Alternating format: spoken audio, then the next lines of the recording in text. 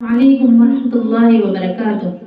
الحمد لله رب العالمين والصلاة والسلام على سيد المرسلين محمد وعلى آله وأصحابه أجمعين أما بعد. اس عظیم الشان پروگرام میں میری تقریر کا موضوع ہے شب برات.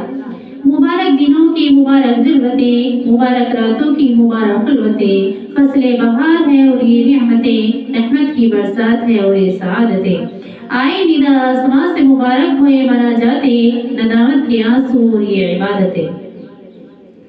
دینی بہنوں، سورج جب نکلتا ہے تو کائنات میں حرارت بکھیر دیتا ہے. چاندنی جب اپنی ٹھنڈے ٹھنڈے کرنوں کے ساتھ نکلتی ہے تو کائنات کا ذرہ ذرہ عشق و مستی کا نمونہ بن جاتا ہے. صبح کی باد بہاری اگر جسم ناتواں کو نشاط انگیز بنا سکتی ہے تو شام کی باد نسیم اگر مشاط جاں معطل کر سکتی ہے. موسم بہار کا اگر ایک جھونکا بدن کو طاقت دے سکتا ہے تو خدا کے عطا کردہ فرائض سے روح میں طاقت پیدا کیوں نہیں ہو سکتی؟ نماز سے اگر روح کو طاقت ملتی ہے تو زکوٰۃ سے مال کی تطہیر یعنی اس کی پاکی ہوتی ہے. روزے سے اگر شیطانی خواہشات کو لگام لگتی ہے تو حد سے عشق و مستی کا جذبہ پیدا ہوتا ہے. آج میں اس مبارک مجلس میں ایک ایسی مبارک رات کے متعلق گفتگو کروں گی جس کو ہم شب برات کہتے ہیں. یعنی وہ رات جس میں گناہ گاروں کی مغفرت کر دی جاتی ہے، جس میں محروموں کو معاف کر دیا جاتا ہے، جس میں توبہ کرنے والیوں کی توبہ قبول ہوتی ہے، جس میں آسمان سے رحمتیں برستی ہیں، جس میں آنسو بہانے والیوں کی آنسو باقیمت ہوتے ہیں، جس میں مدتوں کا پانی منٹوں میں مقبول خدا بن جاتا ہے. یہ رات شب برات شعبان کی 15ویں رات ہے جو 14 تاریخ کی شام سے شروع ہوتی ہے. حضرت علی رضی اللہ تعالیٰ عنہ فرماتے ہیں، نبی کریم صلی اللہ علیہ وسلم نے ارشاد فرمایا کہ نصف شعبان کی رات آئے تو رات کو جاگو، نماز پڑھو، روزہ رکھو، اس لیے کہ اللہ تعالیٰ اس رات کو غروب آفتاب کے وقت ہی نیچے کے آسمان پر آ جاتا ہے. اور پھر فرماتا ہے کہ ہے کوئی استغفار کرنے والا کہ میں اس کی مغفرت کروں، ہے کوئی مانگنے والا کہ میں اس کو عطا کروں، ہے کوئی روزی مانگنے والا کہ میں اس کو روزی دوں، ہے کوئی مصیبت زدہ کہ میں اس کی مصیبت دور کروں، ہے کوئی گناہگار کہ میں اس کے گناہ کی بخشش کروں.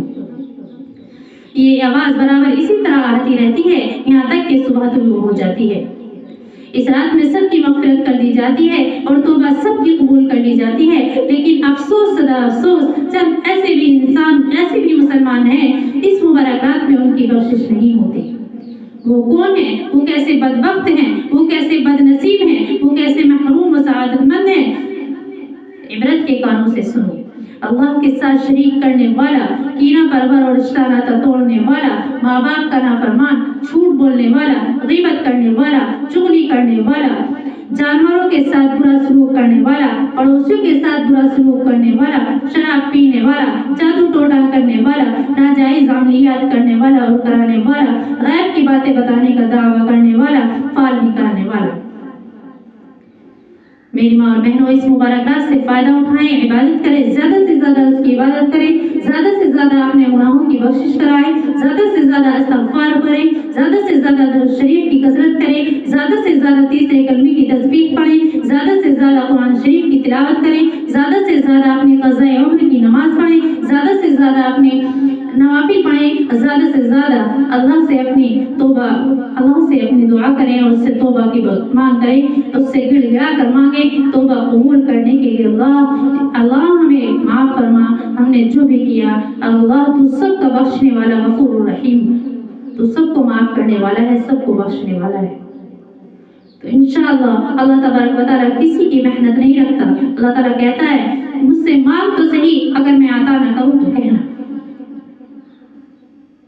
اس مبارک رات میں ندامت کو آنسو بہائیں، اس مبارک رات میں اپنے گناہوں کو دھو لیں، توبہ کر کے، استغفار کر کے، مناجات کر کے، اللہ کے سامنے راز و نیاز کر کے، اس کے سامنے عاجزی کے ساتھ جھکے کہ اللہ ہمیں معاف کر دے. یہ رات ایسی رات ہے، اس رات میں تمام سال کے گناہ اللہ تعالیٰ کے سامنے پیش کیے جاتے ہیں اور اللہ تعالیٰ ان نامہ اعمال کو ہمارے رجسٹر، جو ہمارا اللہ تعالیٰ کے رجسٹر ہوتا ہے، اس میں چڑھاتا ہے. تو میری ماں اور بہنوں، میری آپ سے یہ گزارش ہے کہ اللہ سے گڑ گڑا کر کسی بھی طرح اللہ سے توبہ مانگیں، اس سے دعا کریں، انشاءاللہ وہ ضرور قبول